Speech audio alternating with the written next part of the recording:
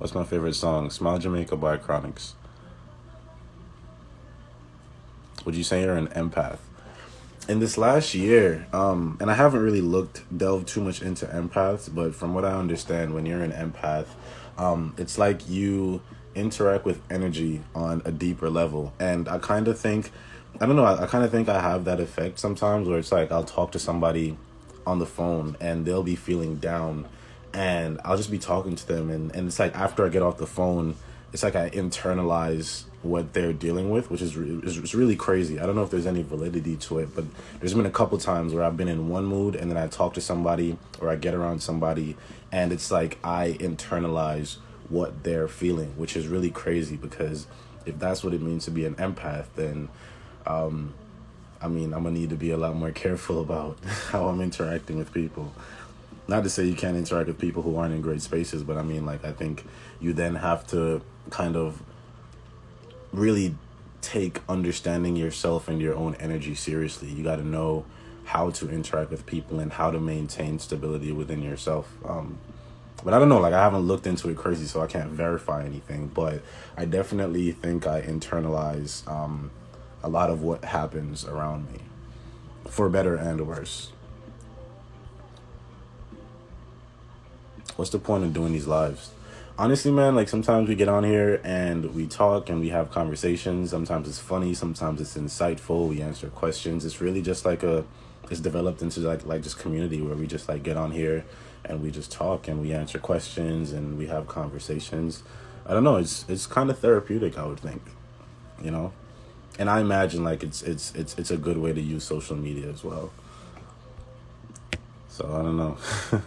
All right, let's jump into some questions. Enough about me. Let's talk about you. Let's talk about what's going on with you. What's happening in your life? What are you curious about? What have you been thinking about? I'll try to help as best as I can. You know, I'll just give you my thoughts about them. What's happening? What's giving you hope right now? All right, I guess we will talk about me for a second then. What's giving me hope right now? I don't know. What's giving me hope right now, I think, is just kind of knowing that nothing is permanent, I should say. It's like today I was kind of meditating on the fact that, you know, there's a season for everything, right? So there's a season to feel great and there's a season to feel low and there's a season for prosperity. There's a season when things will fall apart. There's a season for chaos. There's a season for order. There's a season for everything. And within that, you kind of realize that nothing is permanent. And I think sometimes like when it's in regards to good things, we kind of hate that. Like when we say nothing is permanent, like, oh, this relationship might not be permanent. My feelings might not be permanent. Like I don't want to lose feeling great. But I don't know, it's kind of comforting for me as well. Like when I'm in a low space or just a space like what I'm in right now to kind of understand that no matter how low it gets, it's only a season that I'm going through right now. And at the end of this season, I'm going to come out a lot better than I came into it. So I don't know. It's just like I sometimes I just have to look at the world around me when I can't find hope for myself within my life. And I look at the world and I'm like, well, there's winter and there's summer.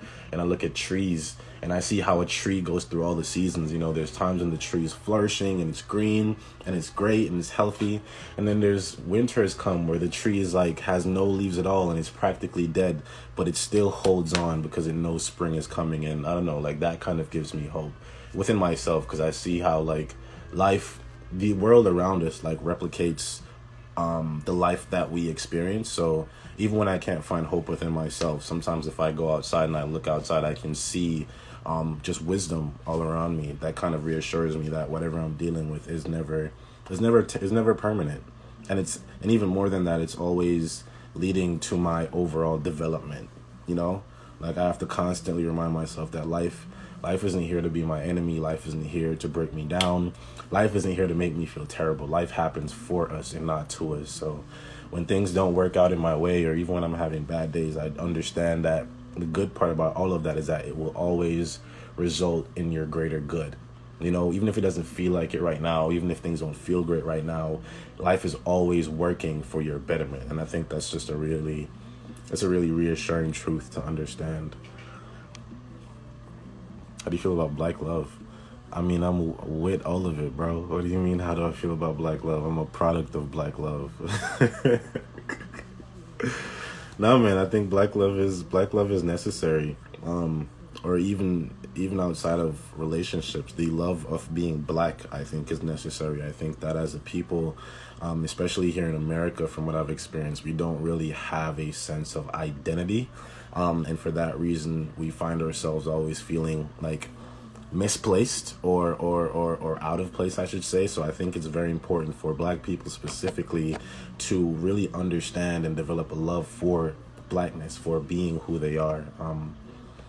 And I mean, everybody deserves to feel like they feel loved or feel like they love themselves. But I think, from what I've noticed here in America, like black people specifically, have had things, just experiences that they have to walk into that make us feel like we're less than always. So I think it's an even harder fight to do that. So yeah, important. I'm a product of black love. I'm with black love. Pretty sure my wife is gonna be black. Like I'm with all of it. So. To whoever asked how to forget someone you love, to be honest, it's really like somebody you can never truly just forget them, and you just become less and less affected when they cross your mind.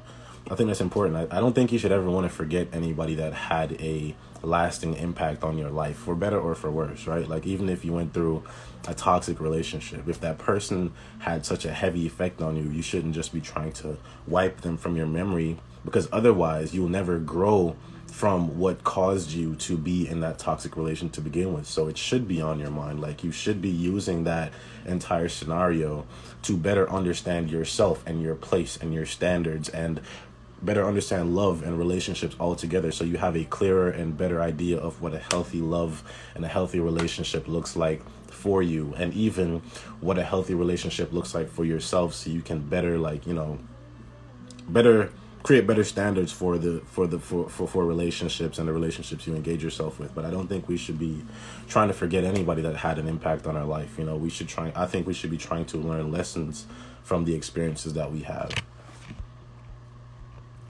Should I feel guilty for losing feelings from my dude? No, I don't. I wouldn't say that, because feelings are inconsistent. We always say this. Feelings are never built to last. Emotions, like emotions is in the word emotions. Like they're constantly fluctuating and changing. That's how they were made to be. And that's why I think like a relationship shouldn't be based on feelings, because feelings come and they go. You might like somebody today, you might not like them tomorrow. You might be happy today, you might be sad tomorrow. You can't base a relationship on something that fluctuates so often. That's why I think relationships and love has to be a decision. Like there's a difference between infatuation and love. Infatuation is feeling like, I feel passionate about you right now. I feel love for you right now. I feel good around you. But that's not enough to foundate a relationship. And when it comes to relationships, you have to really pay attention to the foundation that you're building your relationship on. Like, if you're building a relationship on feelings, like, you might get somewhere, but as soon as some kind of storm comes, some kind of conflict happens, you'll see how quickly and easily that relationship falls apart, because it was never built on the right foundation.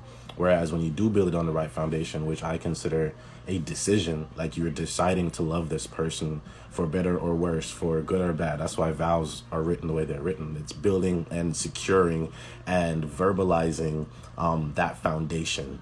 And once you build it on a solid foundation, storms will come and conflicts will come, but the relationship won't have to fall apart because of it, because you both have a mutual understanding that, hey, this is a decision that we've made.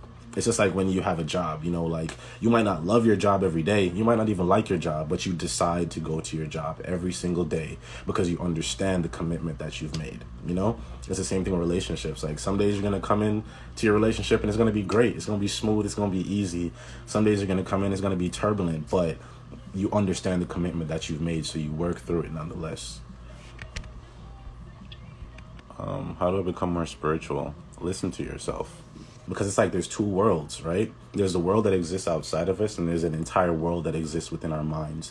But I think we get so caught up in the world outside of us, we never take the time to explore the world within ourselves. And that's important, because once you start to delve into that world, when you delve into the world within yourself, it changes your entire perspective and how you function in the world that is outside of you.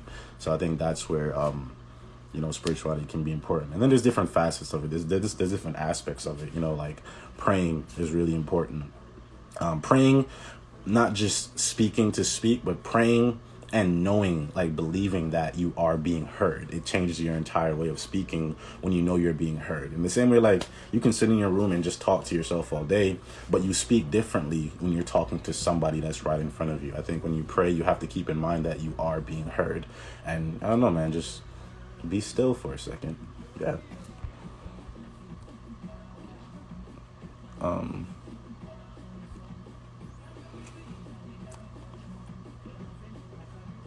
You say these lives are good for social media. You sure that's the same for Tory Lane's quarantine radio?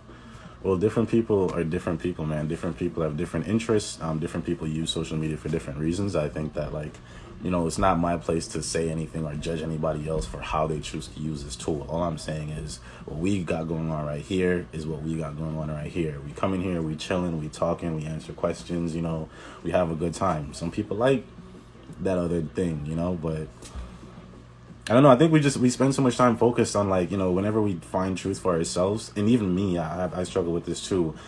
Once I find a truth for myself, like I just said, hey, this is good. And I'm like, is this good? And I start comparing it to everything else in the world. I think that we need to take truth and hold on to it for ourselves instead of trying to take it and, for lack of a better term, judge others. Like, embody the truths that you know instead of trying to judge the world by the truths that you know, because like judging will never get you anywhere at all. I think that before anything at all, it's all about embodying. It's all about you finding a way to be comfortable in your own world, in your own universe, in your own being as your own person. And that will reflect in everything that you do. The way you talk to people, the way you go around people, the way you operate in society. Like, the light that you find within yourself will always shine through with every experience you have outside. Say all that to say, we over here minding our business, just doing our thing, just working on ourselves, growing, Where do I start exploring my mind? For me, the first thing that comes to mind is engaging in inner dialogue. So, for instance, if something happens and you get angry, instead of just existing within that anger, question yourself, like, why am I angry? Why does that make me feel angry? And then actually answer, try to figure out what's actually going on in your mind instead of just existing and being a victim of your feelings and your thoughts and emotions. Question them and figure out really what's going on behind the scenes in your mind, because like, I think we exist in our conscious mind so often. That's what we identify with. And we tend to forget that there's an entire subconscious mind that is literally like an entire iceberg underwater. That's really all of who you are. It's kind of like using a computer.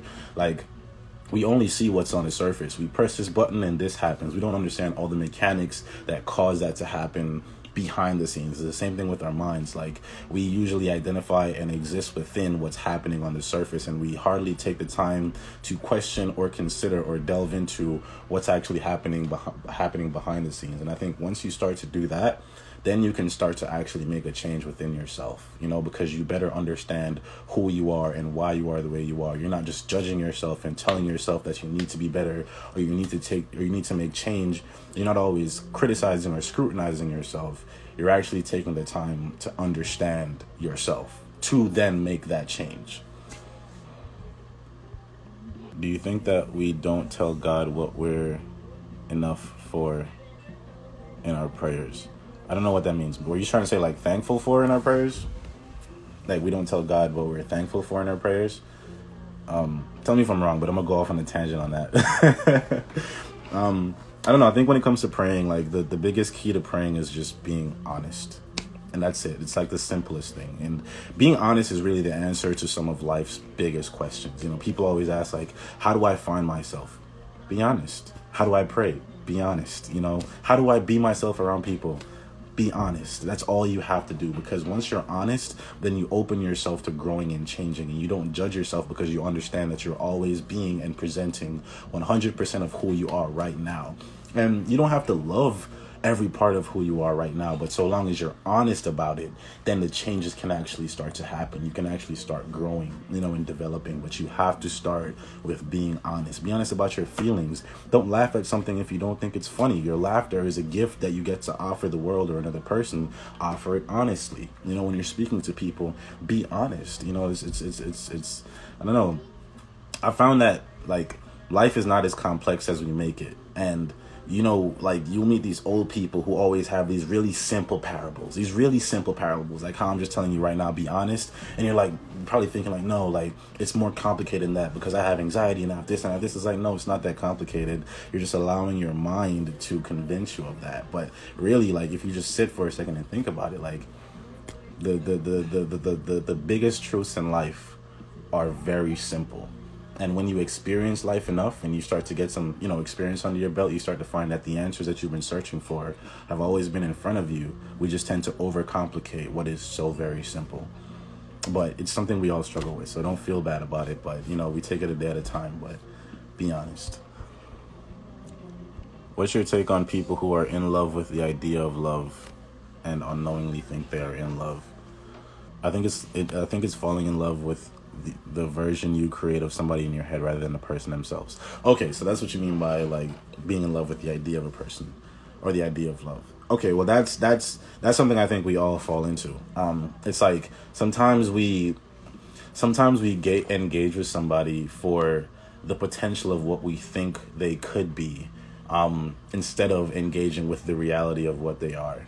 So what you'll find is this person is throwing up mad red flags, but you're so tunnel visioned on what you see this possibly being that you basically sacrifice the truth within yourself and you let yourself get harmed because you're tunnel visioning your way to an idea. That can be very unhealthy. You have to really listen to people. Really listen to people, because people will show you and tell you the truth about how they feel about you. But the problem is that we often don't listen to people. We don't observe their actions to really understand how they're treating us. We're often focused on what's in our heads, so we flip around toxic behavior into being like, oh, well, no, it's just a bad day for them, or they're just dealing with this right now. It's like, no.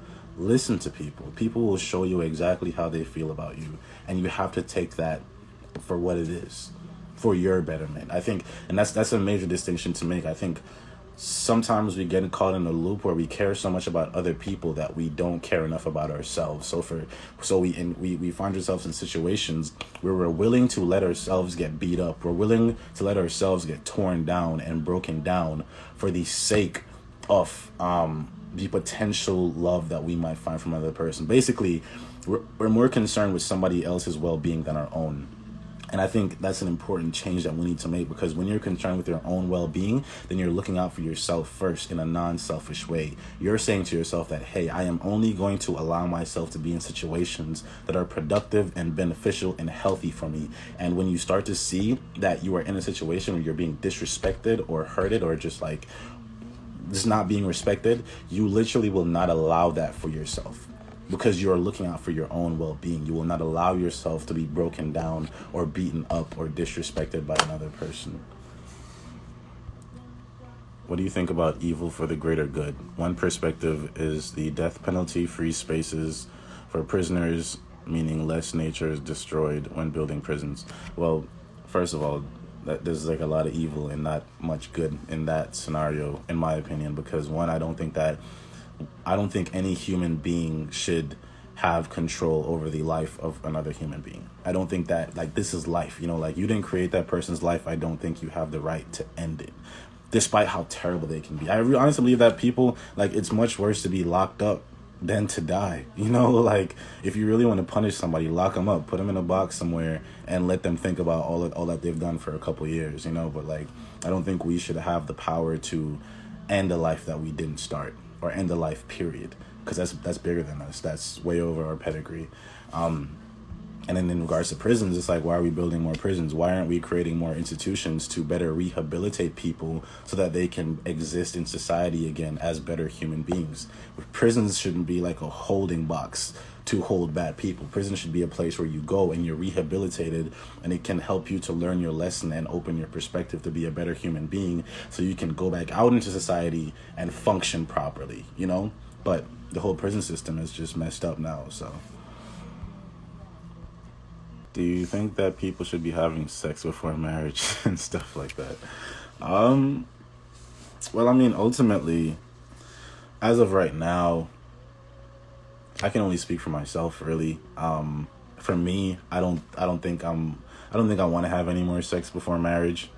at first I thought I was just gonna, like, I started being celibate last like 7 months ago in August, and I thought I was just like, yeah, I'm just gonna be celibate until I, meet somebody, or whatever. 5 months later, I'm like, dang, like, well, like, as life goes on and you start to like adapt to living in this way, I don't know, like, now I kind of really see sex in an entirely different way, so I can better understand why I personally, because of my life experiences, probably won't end up having sex until marriage, or at least until I meet the person that I know I'm gonna get married to.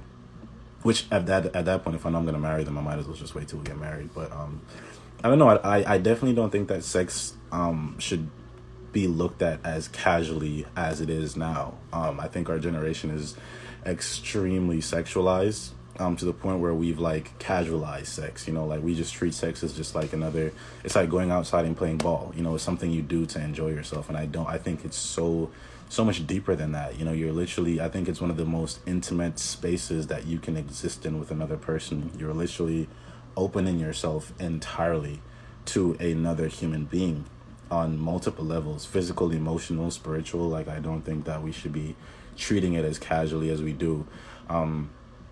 So yeah, I don't know, man. Even if you do decide like you're still having sex, I think you should at least be very, very deliberate and conscious about the people or the person that you're engaging with in that way. What if your girlfriend is super adamant about it? What, sex? Then if my girlfriend is adamant about it, first of all, if my girlfriend can't respect my decision to not have sex, then she doesn't need to be my girlfriend. Because now you're disrespecting like me and my values, and you don't have respect for who I am and what I stand for. So I don't even want to be with you anyways. And it's the same thing for guys, because I think that situation is more prominent with men. It's like women often feel like, in order for this guy to stay with me or remain with me or feel intimate with me, I have to, please him and have sex. And it's like, no, like, men often, and me, often get away with the excuse of like, this is how I interact and this is how I love. I like being physical. I like having sex. That's how and it's like, no, bro, like, you just haven't done enough work within yourself to discover the deeper facets of love. We've been taking love at its surface level for, I think, a very long time, and until you really peel that back, then it'll be very hard for you to understand how much deeper love can actually go. Pretty sure the guy I was dating fell out with me because I was adamant about being celibate, and that's completely fine. That's cool. Like, I think we have to stop looking at things that don't work out as our losses, and actually look at them as our progress, as our development. Because if you fall out with somebody because of something that you would not compromise on, then that person is removing themselves from the situation, and by default leading you towards the person you're actually meant to be with. Because the person you're actually meant to be with will not only respect the values that you stand for, but will actually encourage the values that you stand for. They'll actually fit like a glove. Like, oh, you do that too? You think this way too? Bro, I've been looking for somebody who thought about it like that my whole life. I'm so glad I met you. That's the kind of experience it'll be like. Which, of course, means engaging patience. You're gonna have to, like, you're not gonna run into your soulmate casually. You're not gonna run into the person you're meant to be with just at Burger King tomorrow. Like, it's going to mean, I think, actually engaging patience and really securing and understanding your own core values to better understand who you are as a person. And I think once you find that security within yourself, and you won't compromise for it, and the respect that you not only have for yourself, but you require from another person, that's when you're in that mental space. I think that's when you'll be introduced to somebody, that you're meant to be with, because you've secured yourself. You've secured your understanding of who you are and what you stand for, what you're about, and where you're going, so that nobody's going to come into your life and deter you from the path that you're meant to walk in this life. That's when you'll be introduced to a person. That's when they'll come along and help you along the path that you've already defined for yourself. How did you get here? All this realization about love, life, and fulfillment. Well, I think there's two parts to it, right? I think one, it's just like, well, it's really a lot to it. It's not just, yeah? You going to bed? All right. I'll see you tomorrow. Can we, after you're done with Hello Google, can we listen to play Selfreflection music, please? Yeah, I'll put it on when I'm done. Thanks. All right. See you tomorrow. and I can tell you're doing live. Okay, I am. So yeah, man, I think it's a bunch of different things, but I would say just self-introspection, self-reflection, not always feeling like I need to put blame on things that are outside of me, and really looking at the part that I play in every instance in my life, because it gets to a point where it's like, if your life is not doing well, or you're not feeling good about life, you don't feel comfortable, after blaming the world and blaming people, blaming emotions, blaming how people treat you, blaming your parents, after you blame everything outside of you and you realize that it never makes a change, you realize the only place left to look is at yourself, because you realize that you can't change people, you can't change the world, you can't change how people talk to you, but you can only change your perspective. You can only change how you respond. You can only change your being. And I think once you make that realization, you start to do the work within yourself. You start to look at yourself as something to develop and grow. So yeah, man, I think all of those things has kind of added up to me being this accumulation of like my entire life experience. Yo, are you going to bed? Okay. I'll see you tomorrow. See you tomorrow. All right, love you. Love you too. How are you dealing with loneliness? I don't know. I think I keep myself engaged with myself. Like I try to find habits for me to keep my mind engaged. I think like I tend to start to feel lonely when I let my mind wander off, for too long. Like if I'm online all day, it's like I paint a poor picture for myself. That's not always necessarily true. Like I'll tell myself that I'm lonely, but I'm not actually lonely, because last week I was just talking to my friend and I was so glad that I was alive and I could be around people and experience like this. But it's just in this moment, I think our minds, if we let them go for too long, or if we indulge them too deeply in the wrong way, our minds tend to paint a morbid reality for us, which is not accurate. But because it's our minds, we believe it.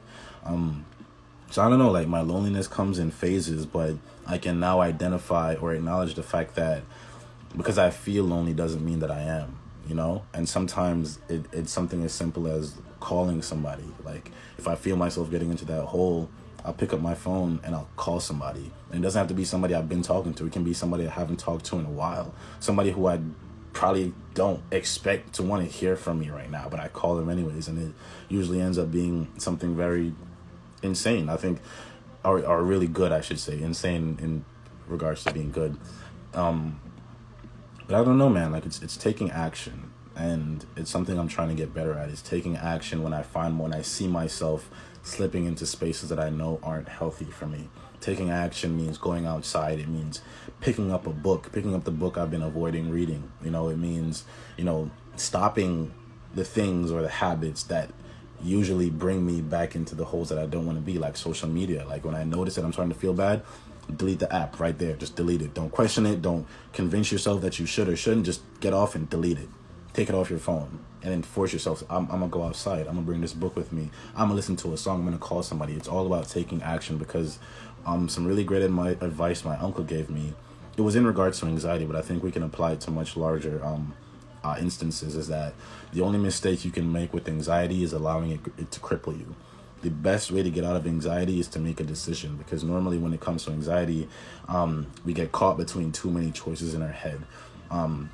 And the best thing you can do is just make a decision, because it only has one of two results. When you make a choice and you move forward, it will only have one of two results. Either you'll make the right decision and you'll celebrate now because you made the right one and you feel better and you see the immediate responses, or you make the wrong decision and you learn from it because it becomes a lesson and then you celebrate later. But either way, you're going to celebrate. Either way, it's going to work out to your betterment. So, and in life, you should always just make a decision. The worst thing you can do, or the only mistake you can make, is allowing life to cripple you and keep you stagnant and keep you still. Favorite book in the Bible? I don't have Isaiah, actually. I'm lying. My favorite book in the Bible is Isaiah. Right now, at least. Like, every time I read Isaiah, it's just wow. It's just wow. The Bible is, man, like we could sit here and talk about the Bible forever. It's such a great, phenomenal. It's the best book in the history of the world. We're just going to put it out there. There's no book in this world that is better than the Bible, like just of how it's written, how it's structured, the truths that, oh my goodness, bro. Like, it's like it's one of those books where it's like one lifetime is not enough to understand the Bible. You know, and it's crazy because it's like, bro, like people don't really take time to really understand and see how sophisticated of a book it is. Like, yo, you could live 90 years on this earth and maybe understand 20% of the Bible. You know, I don't think there's any other book that has that kind of depth or longevity in it. What is your goal or purpose, so to say, in life right now? Well, when I think about purpose, I think about what it is that we're meant to do here on earth, right? So it's like every living thing on earth is created with a purpose, you know? But your purpose, I think, is more aligned with what you are meant to do for earth and life and existence in itself, more than what you want or desire. So for instance, trees produce fruit, but they don't eat fruit. Rivers produce water, but they never bathe or cleanse themselves, you know? Flowers provide oxygen, but they never use it. They don't need it. So you see, all of these things that are living have a purpose, you know, but their purpose oftentimes doesn't benefit them at all. You know, so when you look at that, when you look at trees making fruit, when you look at rivers providing water, when you look at flowers providing oxygen, then you have to question, like, well, what is man supposed to do? Because as of right now, man is only concerned with what we can do for our own betterment. What is it that we're here to do for the betterment of existence in itself, without any kind of like incentive to better or help ourselves? And that's when I think you sort of tap into what purpose really is, because you remove your own desires and your own fulfillment from it, and you just think like, what am I meant to do? What am I equipped to do that can benefit the world or benefit life or benefit people? And purpose doesn't always mean you have to be like a person in a high place with massive influence over millions of people. I think purpose is more aligned with like the way you go about living your life, you know, the things that you do, the way you treat people, the way you speak to people. What do you bring to people's lives when you encounter them? Are you bringing light to their lives? Are you bringing nothing to their lives? Or even worse, are you bringing negative energy to their lives? Like, how are you existing with your fellow, you know, how are you existing with existence, pretty much? Because it's not just people. It's how are you treating the earth? How are you treating your environment? How are you treating yourself? Like, yeah, purpose is major.